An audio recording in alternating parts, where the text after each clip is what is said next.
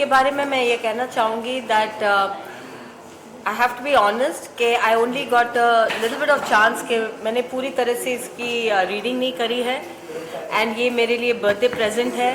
मैं तुरंत ही जाके टाइम निकाल कर ये पूरे एकदम डिटेल में पढ़ूंगी, लेकिन इसका जो सब्जेक्ट है साइंस और रिलीजन को, मतलब रिलीजन को साइंस के द्वारा समझाना, हम जैसे जनरेशन जो हैं जिनके माता पिता ये नहीं समझा पाए कि क्यों हम वो चीज़ करते हैं जो हमें करना चाहिए, और क्योंकि वो फोर्स करते थे, क्योंकि वो रिचुअल के तौर पे कराते थे, हमने बहुत उस चीज़ को रेजिस्ट की। अब जाके जैसे लाइफ ने टेक ओवर किया, हमें पता चला कि हमें फेथ होनी चाहिए, हमें प्रेयर करना चाहिए, तो हम वो सारी चीज़ें बिना समझ के प्रे करते हैं। इस बुक के द्वारा वो समझ के साथ, हर मीनिंग के साथ अब मैं प्रेयर भी मीनिंगफुल और इंटेंशनली करूँगी, और मुझे ऐसा लगता है कि इस बुक के द्वारा मुझे वो सब मिल सकता है जो जिसकी मैं खोज कर रही थी। और मैं रैंडमली जैसे इंटरनेट में या गूगल में या पॉडकास्ट से या कोई भी बुक उठाकर ये पढ़कर अपने आप को इंफॉर्मेशन दे रही थी। अब मुझे एक फोकस मिला है, बलदेव जी जो यहाँ इस बुक के ऑथर हैं, इनके साथ मेरी मीटिंग हुई है और यहाँ पे इतने सारे एरुडाइट स्कॉलर्स बैठे हैं जो इस सब्जेक्ट पे एक्सपर्ट हैं, इनके साथ आज मेरी मुलाकात हुई है, मीटिंग हुई है। मैं बहुत शुक्रगुजार हूँ कि मुझे ऐसा लग रहा है कि आज के बाद मेरी जो सर्च है उसके लिए एक डायरेक्शन, एक माध्यम मुझे मिला है। तो अब मैं जब प्रे करूँगी, अब जब मैं वर्शिप करूँगी, या मेरे फेथ के पीछे जब मैं जोर लगाना चाहूँगी, फेथ करना चाहूँगी, उसके पीछे मेरे बिलीफ और मेरे इंटेंशंस स्ट्रॉन्ग होंगे, ये मैं उम्मीद रखती हूँ। Thank you. नमस्कार।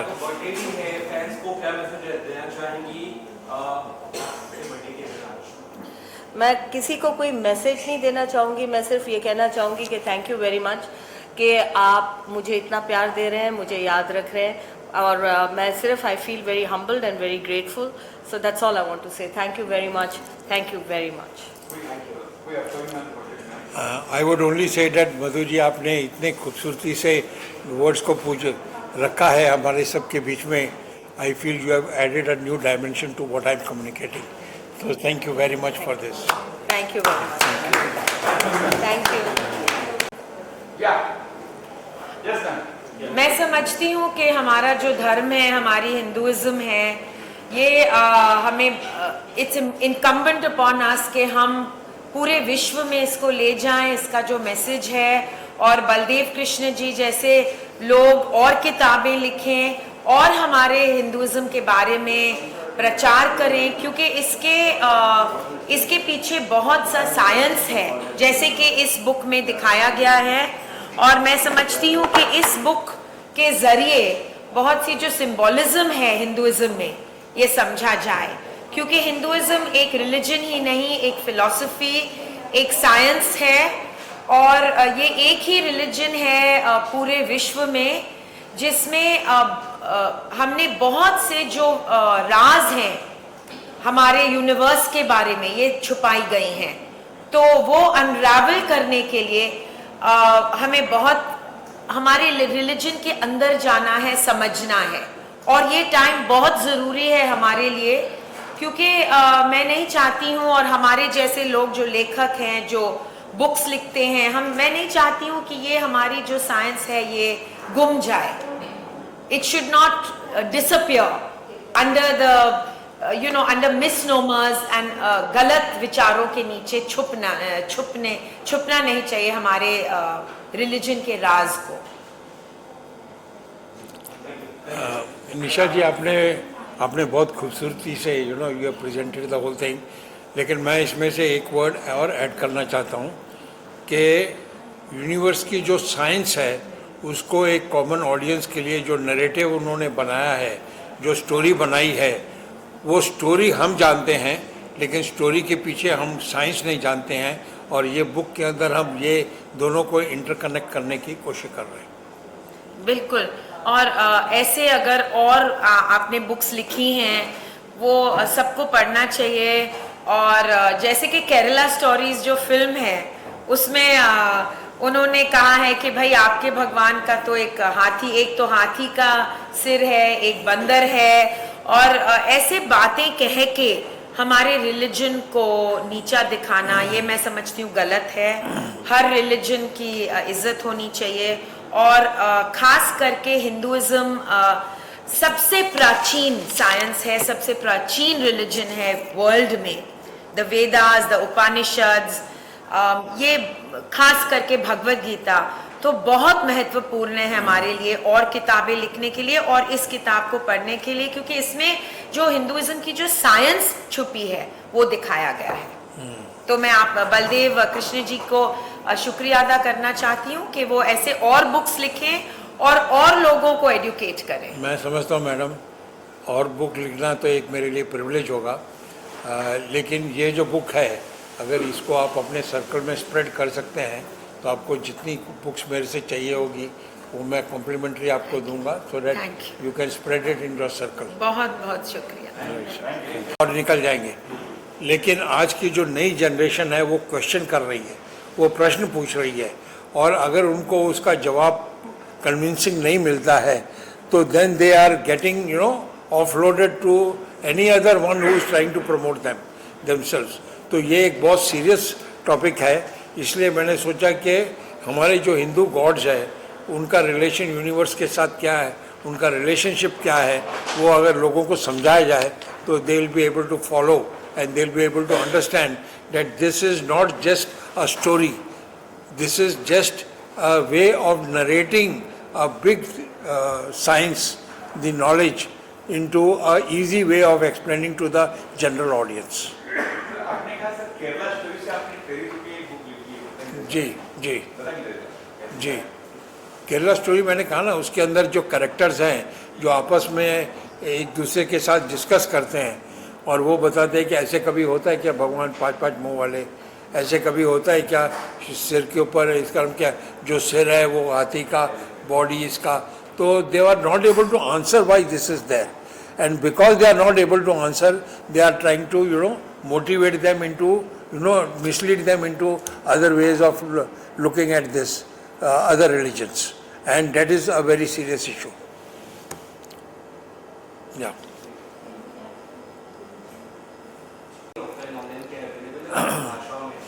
हम फ़िलहाल तो इसको इंग्लिश में किया है, आगे चल के हमारा प्लान है कि इसको हिंदी में, गुजराती में और मराठी में लेके आने का।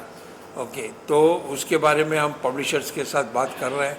आई think in another 2-3 months we should be able to do something on that. Syllabus में भी क्या इंक्लूड होना चाहिए, क्योंकि आपने जो भी चीज़ें आज कही बहुत ही सॉरी, से इट अगेन।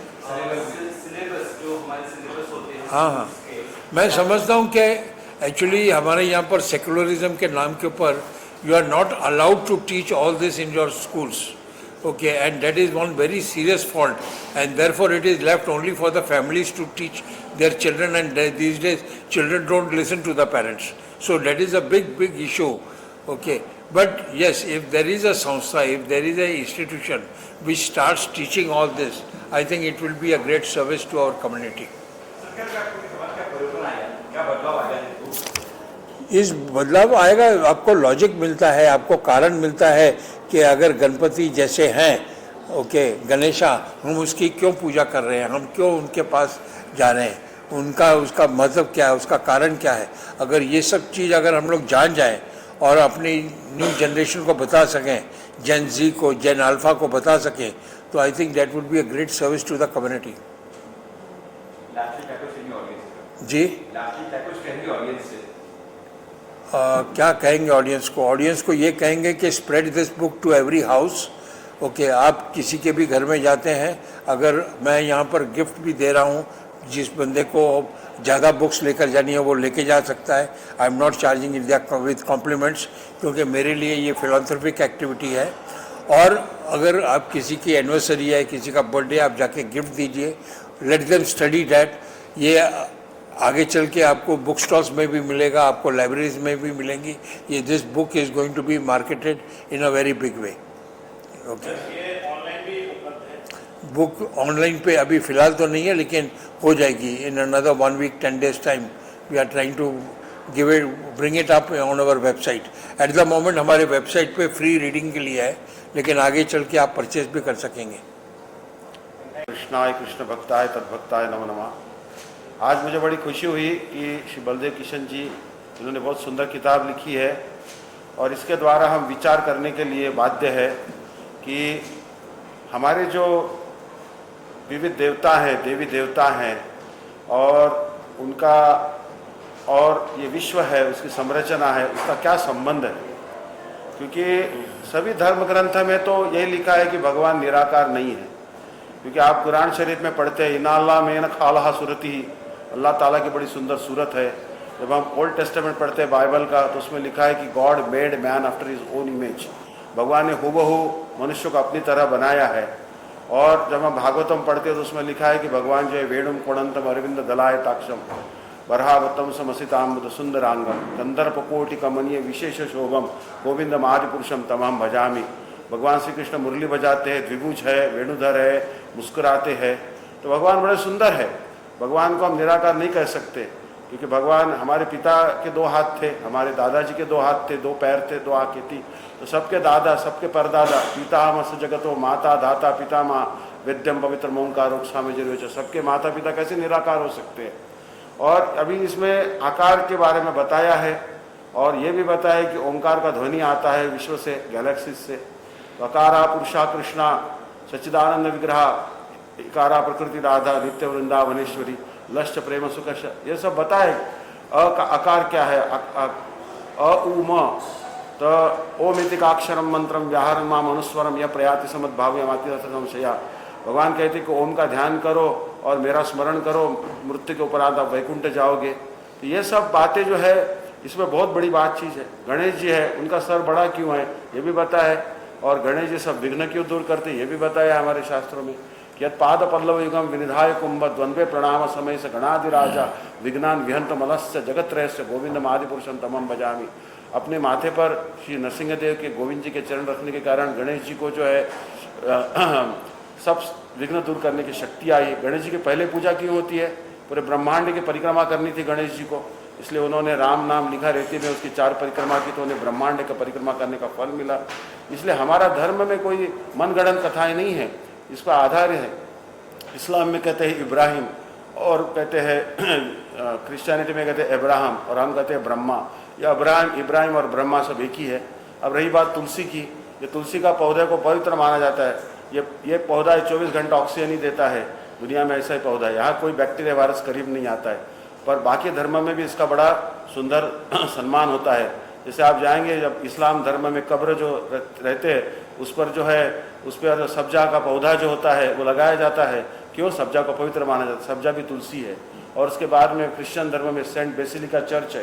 ये बेसिलिका चर्च में सेंट बेसिल डे होता है, उसमें बेसिल यानी जो होली बेसिल बोले तो जो तुलसी को माथे पर लेकर इटाली में वगैरह वो बहुत सुंदर शोभा यात्रा निकालते हैं। तो सभी धर्म समान है। ये कैस्पियन सी क्या है, जहाँ कश्यप ऋषि रहते थे। ये मॉस्को क्या है, मोक्ष शब्द का अपभ्रंश है। हम वहाँ मोक्ष प्राप्ति करने के लिए कौन जाते थे? रशिया बोलते हो, रुशिया शब्द का अपभ्रंश है। ऋषि लोग वहाँ तपस्या करने जाते थे। जो ऑस्ट्रेलिया क्या है, अस्त्राणाम आलय थे अस्त्रालय, जब पांडवों ने वहाँ पर अस्त्र शस्त्र वहाँ संजोए रखे थे शमी वृक्ष में। और वहाँ पर पर्थ करके एक सिटी है। पर्थ क्या है? ये पार्थ का अपभ्रंश है। यानी अर्जुन के माता का नाम पृथा था, पृथा से जो उनको पार्थ कहते थे और उससे से पर्थ शब्द आया है। बोलीविया क्या था, बली महाराज वहाँ रहते थे। इसका मतलब है कि ये पूरा जो है महाभारत यानी पूरा विश्व जो था ये सनातन धर्म का पालन करता था। इसलिए आप देखेंगे इंडोनेशिया में आज भी रामायण, थाईलैंड में रामायण का प्रदर्शन होता है। इसलिए हम सब लोग बहुत धन्यवाद है कि इसका साइंटिफिक मीनिंग इन्होंने हमको बताया कि what is the scientific story behind all this symbols, what are the deities, they are not fiction of imagination.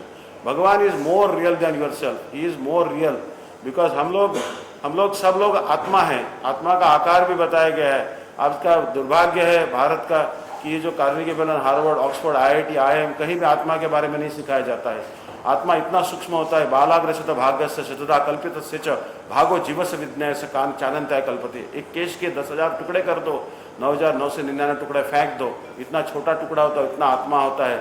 आत्मा is more than any microscopic particle, electron से भी छोटा होता है। वही आत्मा पूरे शरीर को संचालित करता है। एक मनुष्य शरीर को, एक हाथी के शरीर को जो 1 टन होता है, और एक जो व्हेल मछली होती है उसके पेट में 18 हाथी बैठ जाते हैं उसको भी आत्मा संचालित करता है। ये सब रिसर्च करने की बात है। इस पर रिसर्च कर रहे हैं हमारे बलदेव कृष्ण शास्त्री जी, हम शर्मा जी, और हम उनको बहुत धन्यवाद देते हैं कि किताब का हम प्रचार करेंगे और सबको सनातन धर्म के ओर आकर्षित करेंगे। हरे कृष्ण।